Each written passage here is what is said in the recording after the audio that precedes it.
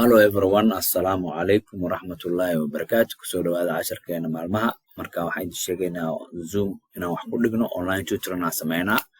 Waxaan nagala soo xiriiri kartaa Zoom meeting ID-geena 473-079-3330. Passcode-ku waxa waaye CK1UN5. Qofka xiiseenayo meesha nagala soo xiriiraa inaan wax barnaa dooro online insha Allah.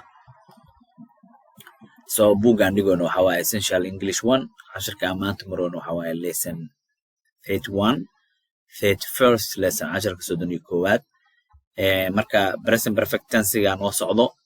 Present perfect tense-ga qaybteeda saddexaad more difficult ones isku si loo sameeyaa qaabka marka kuwan waa xoogaa adag yihiin. Sink waxa waaye meesha wax lagu dhilaa oo lagu jilaayo. Mr. Brisley study qolka wax lagu barto Mr. Brisley leeyahay. Dadkana waxa waaye Mr. Brisley, Frida, Jane, Hub, Pedro, Olaf and Lucille. Marka dadkan dhan sheekadaan ay noo soo wadaan. Marka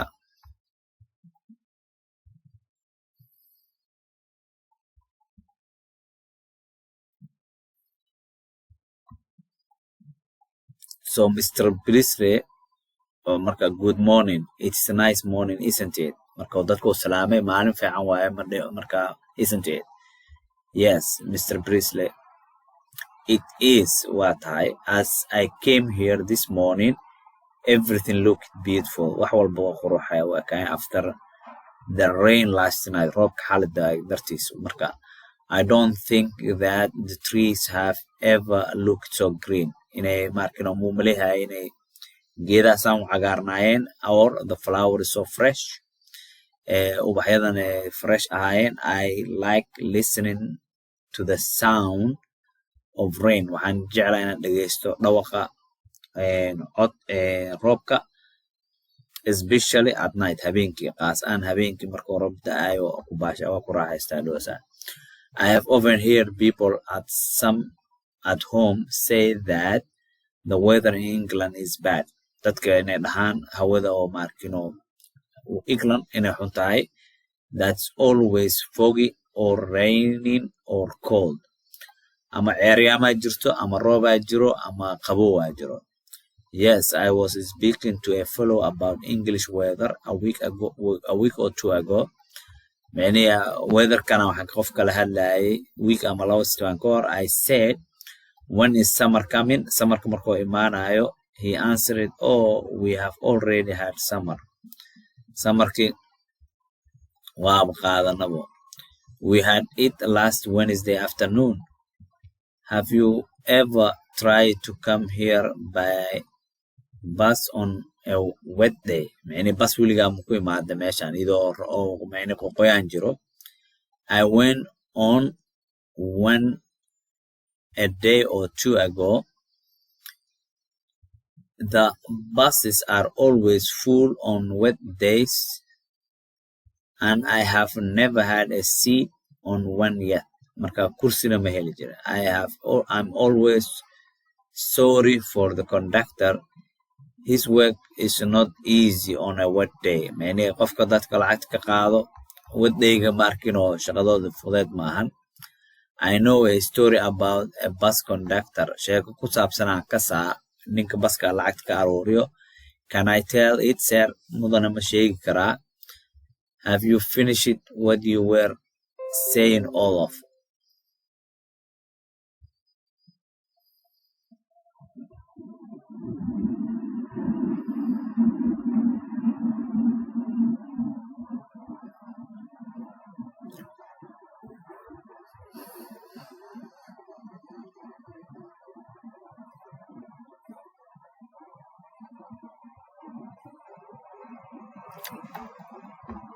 I know a story about a bus conductor. Can I tell, sir? Sheeko waxaan ka saa oo ku saabsan ninka balcad ka qaado ma sheegi karaa. Mr. Brisley, have you finished what you were saying, Olaf? Olaf oo weydiiyey waxa dhays ma dhamaysay. You have. All right, Hub. Tell us your story. Noo sheeg sheekadaada. Hub. Well, I was on my way here in the bus one wet day. Inta soo socday marka maalin oo qoyaaneed and a woman with a dog got on the bus. Naag oo ay wadataa baska soo fuushay. It was a big dog, ay weyn oo ahaa, about as big as a young horse, faras camal. And its feet were very dirty. Lugihiisana wasaqay ahaayeen. The woman said, "Oh conductor, if I pay for my dog, can he have a seat like the other passenger?" Haddaan lacagta bixiyo, eygii kursi ma helaa. The conductor looked at the dog and then he said, uu fiiriyey aan wuxuuna dhahay,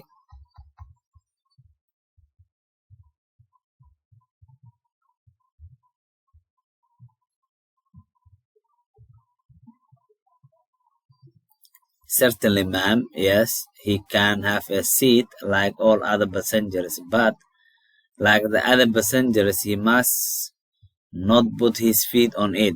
Marka, lugihiisa ma saari karo si dadka kale u fadhiistaan. Very good, Hab. You have told that story quite well. Si fiicana u sheegtay sheekada. Thank you, sir. Frida has said she likes rain at night. Well, I do not when I'm driving. Ma jecli dhahdo markaan wadaayo. I drove home last night in the rain. Baabuurkii waxaan waday roobka ku wada xalay.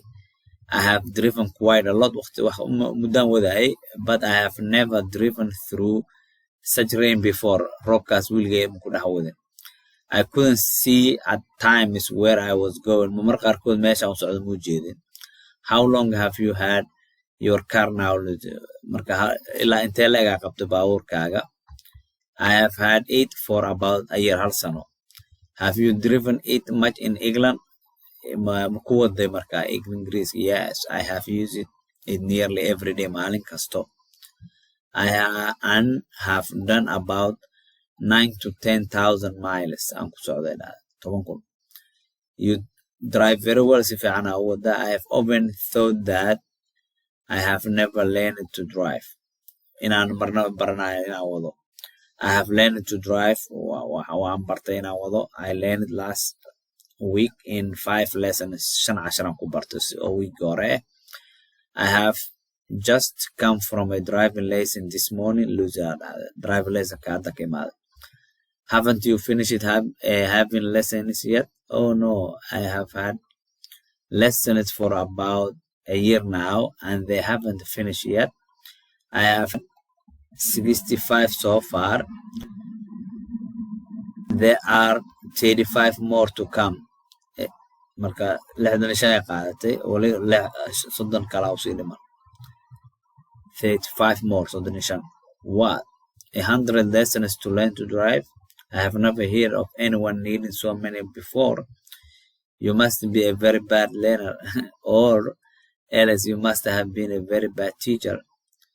Inaa macallin xun qabta ama adii xun tahay. Oh no, he is a very good teacher and very nice, young and handsome and clever. But hasn't he taught you to drive yet? Yeah, oh yes, I learned to drive in the first 5 lessons. And then why? Yes, it sounds funny. I couldn't explain it, but I have done the same as Hub. I have asked Hub's friend, the artist, to tell the story in the picture. This is what he has drawn. Sawirkaani tishaa laga sheekeynaa hadana.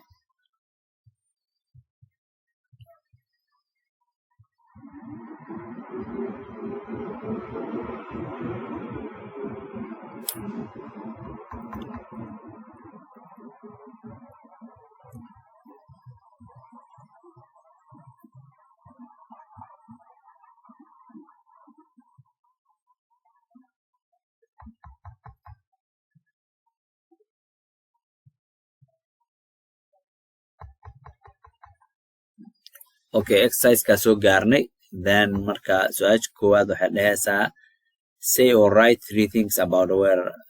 Hawada ka sheekeeyo 3 shay ka qor. With one student at the conductor, marka nin kon oo baabuurta oo lacagta ka aruuriyo kirishboyga inuu noqdo, and one the woman with the dog, naagta eega. Repeat the conversation in his sheekada in lagu celiyo. Now tell the whole story, sheekada dhan sheega. tell the story of lucid driving lessons from the picture ka sheekadeeda ka sheeg. And these words on the phrase will help you notice an advertisement. Note he turns the 10 into 100. Dictation marka isku diyaarina 10 la qoro. years la isku diyaariyo.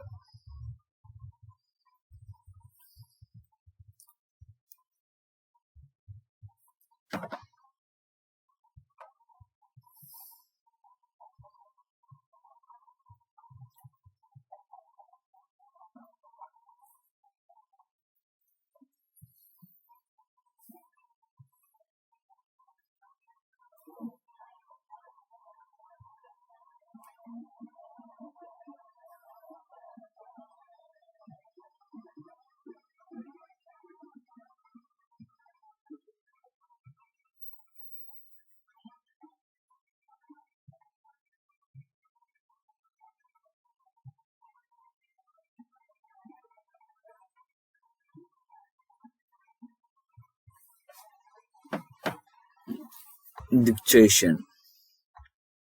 The driver of a bus works very hard. He's out from early in the morning till late at night. Sometimes he works in a beautiful weather when the sky is blue, the sun is shining, the trees look fresh and green, and people feel glad to be alive.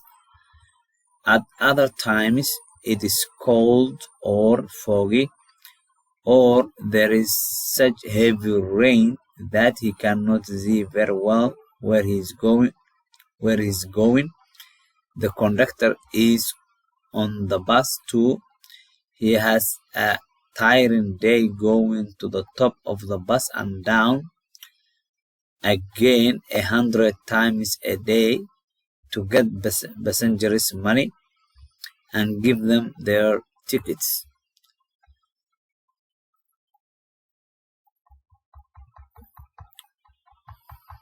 So asii wadayna casharkeena marka lesson 32 maadaama present perfect isku mid ah.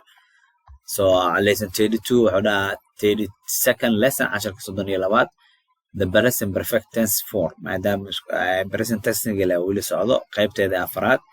Comments on lesson 31 marka following ku saabsan casharka 31. You saw in lesson 30 that one of the uses of the present perfect tense is to express an action in the past where the time is indefinite. Where the time is definite, we use simple past tense. There are a number of examples in lesson 31 and that show this use clearly. Marka tusaalooyinka si lagu kala fahmayo nolosha sawa. I have learned to drive, but he does not say when, so we use the present perfect. I have learned those jamare. And because when to use this present, I learned it last week. Markoda week or different week so dafe. So definite when he learned. So we use simple past tense. Shall it darad marketa waqtiga time ka la ogyahay past simple past tense amala. And have you ever tried to come here by bus on a wet day? Malayakana maalinta malasweydin. I went on one a day or two ago. Marki maalmaha different imaadane past simple past al isticmaala. I have driven quite a lot. Marka wadid dilay laga sheekay waqtigu wada imala ogo. Present perfect al isticmaala. I drove home last night. Halayam in the rain. Shopkam ku waday. Simple past. We use present perfect tense. This also too in the conversation when there are 30 examples of the present perfect tense. Can you find them all? Marka casharka hore in loo noqdo waaye marka waa ka arkaysiin. And express an action that began in the past and continues to present. I have had my car for a year.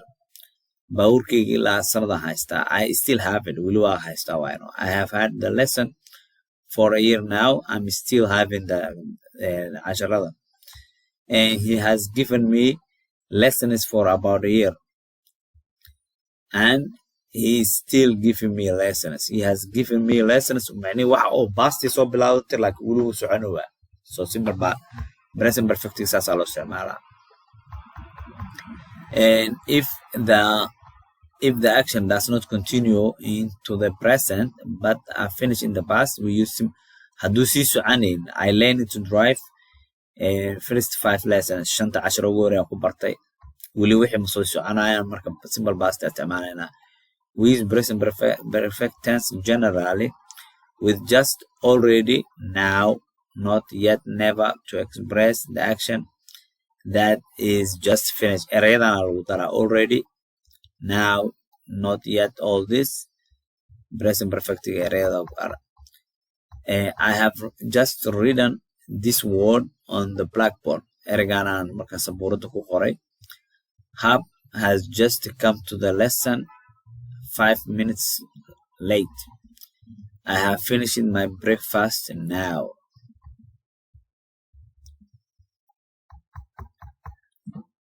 Question phrases. On page 222, you had examples of questions in the form of an affirmative statement and a negative question phrases. You can also have them the other way around, with a negative statement and affirmative question phrases. Many hadii oo affirmative oo positive tahay negative ay naqanay. Hadii negative oo tahayna phrase kaaga wuxuu naqanaa positive. So that's going to be the opposite. Hadii phrase ku negative yahay hadda la sheegaa tusaalahan la tusaa Koreas. And it is not raining now. Hadda ma diidmo waay. Is it la lagu jawaaba affirmative affirmative phrase negative ma. And hope is not going to tell us another story. Is he wa ala da is he best. You are not marka la dhaho are you positive ka marka inta negative ta. Hadda inta negative taane hadda inta positive ala leftiga inta negative adi mar walbo opposite waay. Hadda statementigaaga oo negative yahay affirmative phrase ku jawaabe oo markino positive ina ku jawaabe. The difference between the two forms is that with the first one you expected the answer yes, with the second one you expect that jawaabahan kala duwan oo midna yes ku jawaabe midna no. You have some sheep on your farm, haven't you? Yani waxa ku qabtiina la dhahay sheepka. Already yes we have lagu jawaaba markay positive tahay. You haven't any sheep, have you? No, we don't. So already kana negative lagu jawaaba marka inta positive yahay negative. So example-dan u fiirsada wixii dhan way fududiin. So example-dan fiirsa kana meesha ku dhaafeena marka fiirsada.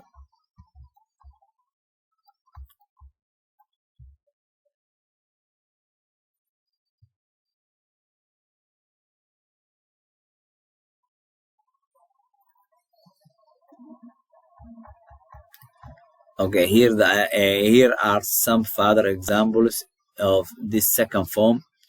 Jen and Frida are not al istimal. Negative are they lagu jawaaba. You cannot speak English, can you? Mujida kan marko negative ya kan positive oo naqana. That was not, was it lagu jawaaba markino. You haven't read, have you? Have has not, has he? You could not, could you? I must not, must I? I ought not, ought we? We ought not, ought we? You won't, will you? John does not, does he? Marka midka adoo negative yahay, you're gonna answer a statement phrase kaaga waa naqana positive. So u fiirsada, then you can do it.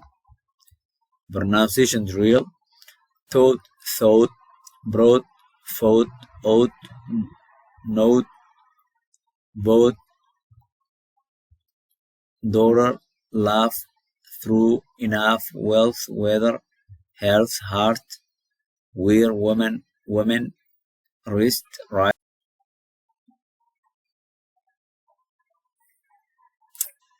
wrist, right, written, wrong. So exercise ka soo gaarna ardada laga rabaa. Put the verbs that are in the brackets in the following sentence into present perfect ka dhigaa meeshaan ardayga laga rabaa. So meelahan dhan buuxiya.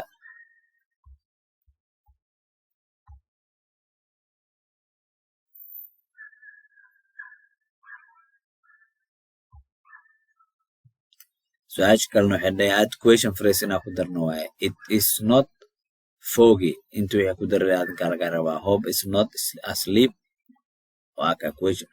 Waxaa la rabaa in lagu daro question phrase. All this question phrase aa lagu daraa.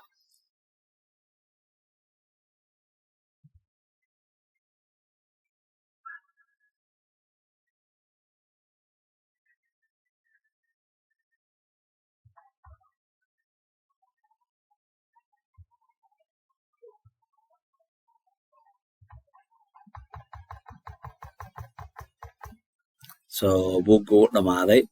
So appendix-ka waa kanaa tartiib marka maadaama buugga dhamaynay casha waa dhamaynay buug 1-ka wuu dhamaaday. So appendix-ka waxaa waaye marka kelmadahaas isu bedelayaan bida was ay naqanay I am I was balse marka being waaye ereyadaas isu bedelaan waaye marka tartiib page-ka ku hayheena ka faa'iidaysta qorta haduu leeyahay.